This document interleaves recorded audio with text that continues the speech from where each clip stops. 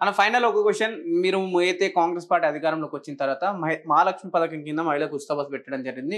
Auto కార్మికుల తరఫు నుంచి మీరు ముందు నుంచే పోరాడుతున్నారు. నేనైతే పొన్నం ప్రభాకర్ గారిని కూడా కడగడం జరిగింది. నిజంగానే అక్కడ ఏం జరిగినాయి, చర్చలు ఏం జరిగినాయి, ప్రభాకర్ గారు మంత్రి గారు మీకు ఏ విధమైన సమాధానం ఇచ్చారు? అయితే ఇక్కడ ఈ సందర్భంగా మీకు 2 విషయాలు చెప్పాలి. ఈ ఫ్రీ బస్సు మహాలక్ష్మి పథకం వల్ల ఆటో డ్రైవర్లకు మెడకు ఉరితాడు పడుతుందని నేను ఎలక్షన్ల ముందే చెప్పిన. ఎందుకంటే పక్కన కర్ణాటకలో జరిగింది గతంలో. అయినా జనం ఓట్లు వేసారు, గెలిచారు. ఈ నష్టం జరగొద్దంటే మీరు ఇస్తున్న పథకాలు తొందరగా అమలు చేయండి అని చెప్పి మొట్టమొదటిగా ప్రెస్ మీట్ పెట్టి డ్రైవర్లకు జరగబోయే నష్టాన్ని వివరించింది మా సంఘమే.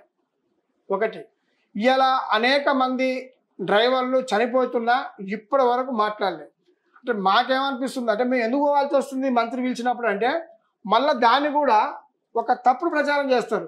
అలా చూసిన బీఆర్ఎస్ పార్టీ అనుబంధ సంఘం ఈ జేఏసీ తరఫున నేను రమ్మని పిలిస్తే రాలే, వాళ్ళకి ఇష్టం లేదా మేము పథకం ఇద్దామని ఇష్టం లేదు అని మమ్మల్ని ఒక తప్పుడు ప్రచారం చేస్తారనే ఉద్దేశంతో నేను పోతున్నా.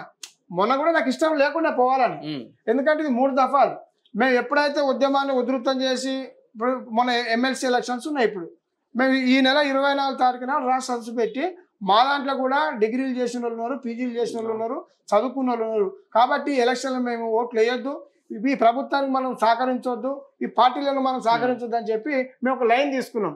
ఆ లైన్లో ఇంటెలిజెన్స్ ద్వారా వాళ్ళ సమాచారం పోయింది. పోగానే ఏమంటే లేదు మీరు రండి నేను మాట్లాడతా అని చెప్పి పిలిచిండు. పిలిస్తే పోయినాం. ఏముంది, గతంలో బంధువు పిలిపిస్తే రాత్రి పిలిచిండు, మీరు విరమించుకోండి, రేపే చర్చలు పిలుస్తా అన్నాడు. చర్చలు పిలువలే కూడా ధర్నా చౌక్ లో ప్రోగ్రామ్ ఆర్గనైజ్ చేయబోతే అది కూడా నిలిపేయడం జరిగిందేమో. మహాధర్నా పెడితే దానికి స్వయాన కేటీఆర్ గారే మాకు చీఫ్ గెస్ట్ వస్తే దాన్ని కూడా ముఖ్యమంత్రి లెవెల్లో ఇష్యూ చేసిర్రు. అసలు ఎక్కడుంది, ఏడ చేసిర్రు, ఆయనకి ఏం అవసరం, డ్రైవర్లు విలువలేదండు. మేము ఇంటికి పోయి ఇచ్చినాం కేటీఆర్ గారిని మా కార్మికుల పక్షాన మీరు ప్రతిపక్ష నాయకులుగా వచ్చి మాట్లాడని చెప్పి మేము 100 మంది డ్రైవర్లము కేటీఆర్ గారి ఇంటికి పోయి ఈ మహాధర రమ్మని పిలిస్తే ఆ లెవెల్లో వాళ్ళకి అనుకూలమైన కార్యకర్తను ఓనో పెట్టుకొని ఏదో ఒక మీలాంటి టీవీల కాడ పెట్టి మేము కేటీఆర్ వీళ్ళే అనిపించుకొని దాన్ని కాంగ్రెస్లో గ్రూప్లలో పెట్టుకొని ప్రచారం చేశారు. ఉద్యమం ఆగిందా? ఒక సమాధానం చెప్పండి. నిన్న నిజంగా ఏ విధమైన చర్చలు జరిగినాయి, పాజిటివ్ ఆ విధమైన చర్చలు జరిగినాయి, లేకుంటే మేము ఈ పథకాన్ని ఇలానే కొనసాగిస్తాం, ఆటో కార్మికులకు ఇవ్వాల్సిన 12,000 సంవత్సరానికి ఇస్తామా ఇవ్వమా ఇట్లాంటివి ఏమైనా చెప్పారా? మేము జేఏసీగా కానీ మా సంఘం కానీ నేను క్లియర్గా మంత్రి గారిని ఒకటే అడిగిన, ఇవాళ ఆటో వ్యవస్థ మొత్తం కుప్పగూలనికి కారణం ఆటో వ్యవస్థ మొత్తం ఈ రవాణా రంగం అంతా ఆటో డ్రైవర్లు ఇప్పటికి 100 మంది చావుల కారణం మహాలక్ష్మి పథకం. ఈ మహాలక్ష్మి పథకం తీసుకొచ్చిన మీరు 100 రూపాయలు ఎత్తుకపోయి 10 రూపాయలు మాకు చూపించారు. మాకు అర్థం కాక మా వాళ్ళు నమ్మిరు. ఇవాళ మేము రోజుకు 1000 రూపాయలు 1500 దంద చేసుకుంటున్నాము. ఇవాళ మాకు 300-400 పడిపోయింది. అంటే నిత్యం 1000 రూపాయలు పోయింది. మీరు 12,000 ఆశ పెట్టిర్రు, ఉన్న ఉపాధి ఊడదీసారు. కాబట్టి 12,000 సంగతి తెలిసండి సార్. ఫస్ట్ డిమాండ్ 14 డిమాండ్లు పెట్టాం. ఏమన్నారు ఈ క్వశ్చన్? 14 డిమాండ్లలో 12,000 సంగతి తెలుసండి అని చెప్పి స్వయంగా ఇక్కడ సాంబశివరావు గారు సిపిఐ ఎమ్మెల్యే గారు కోదండరాం గారి సమక్షంలో నేను క్వశ్చన్ రేజ్ చేసి మాట్లాడినా. ఏం చెప్పిండు, నిధులు లేవు మారయ్య గారు అన్నాడు. నిధులు లేవు, బడ్జెట్ లేదు, మీ ప్రభుత్వంలో అంత లాజ్ చేసి పేరయ్యా అన్నాడు. నేను ఊకే మా ప్రభుత్వం గురించి మాట్లాడొద్దు. ఇక మీరు మాట ఇచ్చినప్పుడు హామీ ఇచ్చినప్పుడు మీ పార్టీగా మీకంటే ఒక అంచనా ఉంటుంది సార్, అది తేల్చండి ఫస్ట్. అంటే ఇది ఒక్కడే తప్ప మీతో ఏదైనా మాట్లాడు అది దీనివల్ల నష్టపోయింది. అసలు నిష్పెట్టి ఉద్యోగాన్ని అడుగుతున్నాం సార్ అంటే లేదు మేము ముఖ్యమంత్రి గారితో మాట్లాడతాం, వల్ల నేను మీకోసమే నేను వేరే దగ్గర పెట్టుకుని ఆగినా, ఈ ఒక్కటి ఇష్పెట్టు, దీని సంగతి తర్వాత మాట్లాడదాం, మీతో ఇది చెప్పండి అని చెప్పిండు. అంటే నిజంగా ట్రేడ్ కార్మికులలో ఎక్కువ ఇబ్బంది పడుతుంది అంటే ఆటో కార్మికుల సమస్య పక్కన పెడితే ఇంకేం సమస్యలు మాట్లాడుతున్నారు మరి ఎక్కడ? నిన్న పొన్నం గారితో అదే ఇందులోనే కొన్ని ఉన్నాయి. ఆటో కార్మికులకు రవాణా రంగానికి సంక్షేమ బోర్డు లేదు, అది అనేక రోజులుగా అడుగుతున్నాం. ఈ సంక్షేమ బోర్డు ఏర్పాటు చేయాలని చెప్పి డిమాండ్లో భాగంగా అడిగినాం. అది చేస్తా అని చెప్పి మాట్లాడిన కానీ అది కూడా గ్యారెంటీ లేదు. ఈ సిటీలో డీజిల్ బండ్లు, ఓలా ఊబర్ పెద్ద సమస్య ఆటో డ్రైవర్లకు. ఇప్పుడు మహాలక్ష్మి పథకం వచ్చినాక దాని ప్రాబ్లం నీకు ఎక్కువ తెలుస్తుంది.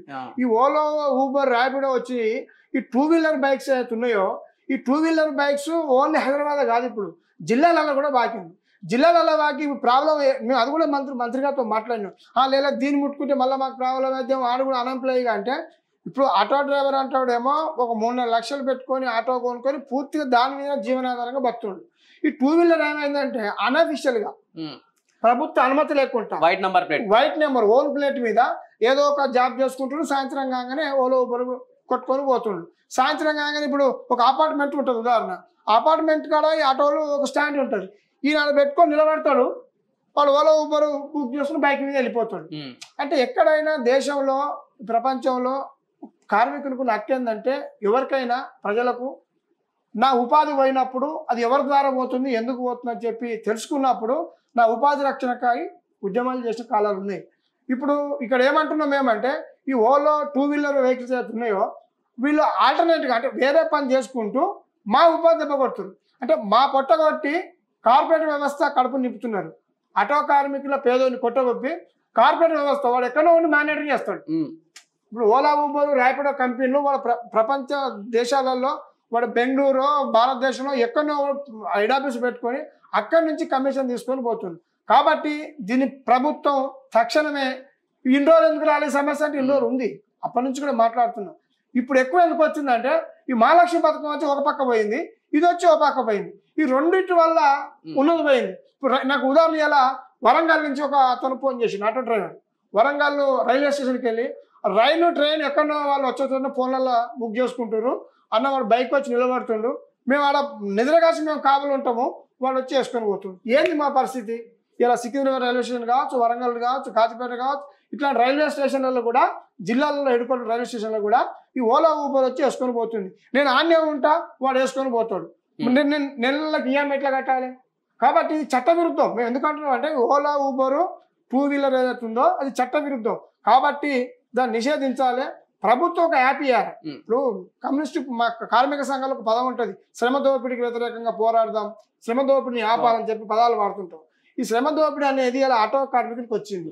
ఈ కార్పొరేట్ వ్యవస్థలు సంస్థలు వచ్చి వాళ్ళు ఇలా కమిషన్ పేరుతోటి పొద్దంతా మీరు చేసి ఒక 500-1000 రూపాయలు చేసుకుంటే వాళ్ళకెళ్ళి 300 కమిషను ఇలా ఓలా ఊబర్లో పోతుంది. కాబట్టి ప్రభుత్వం ఒక యాప్ తయారు చేసి మాకు ఫ్రీగా ఇవ్వండి. ఈ డిమాండ్ మీద మేము ఇలా మంత్రి గారితో మాట్లాడినాం. నాకు తెలిసి ఇట్లాంటి హామీలు 3 సార్లు ఇచ్చిండు, అమలు చేస్తాడో తెలియదు. ఎందుకంటే మేము బదనాం కావద్దన్న ఉద్దేశంతో పోయినాం. ఆయన అమలు చేయకపోతే తిరిగి ఉద్యమం చేస్తాం, మళ్ళీ ఇదే ప్రభుత్వాన్ని ఎండగడతాం, మా యూనియన్గా చేస్తాం. ఇంకా జేఏసీ కూడా పోం. ఎప్పుడైతే జేఏసీ ఏమవుతుందంటే అన్న పిలిచిందిగా పోదాం రా అని పిలుస్తున్నారు.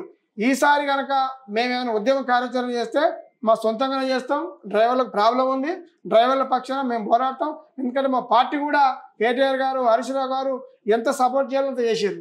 కాబట్టి ఆ పోరాటం ముందుకు పోతుంది, అమలు చేయకపోతే అని చెప్పి ఈ సందర్భం మీకు తెలియజేస్తున్నారు.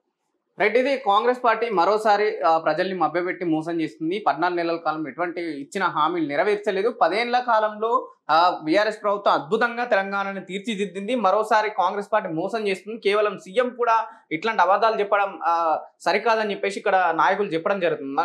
ఒకవైపు కాంగ్రెస్ పార్టీ కార్పొరేట్ కంపెనీలకు కడుపు నింపి కార్మికుల కడుపు కొడుతుందని చెప్పేసి బీఆర్టీ నాయకులు కూడా చెప్పడం జరుగుతుంది. అయితే ఉచిత బస్సు వల్ల ఆటో కార్మికులు ఎంతో ఇబ్బంది పడుతున్నారు. ఓలా ఊబర్ విషయంలో కూడా వాళ్ళు ఏదైనా చర్యలు తీసుకుంటే బాగుంటుంది. వైట్ నంబర్ ప్లేట్ వల్ల మేము ఎల్లో నంబర్ ప్లేట్ ఏదైతే ఆటో కార్మికులను బాగా తీవ్రంగా ఇబ్బంది పడుతున్నామని వీళ్ళు చెప్పడం జరుగుతుంది. కెమెరామెన్ కిరణ్తో పవన్, మిర్రర్ టీవీ, హైదరాబాద్.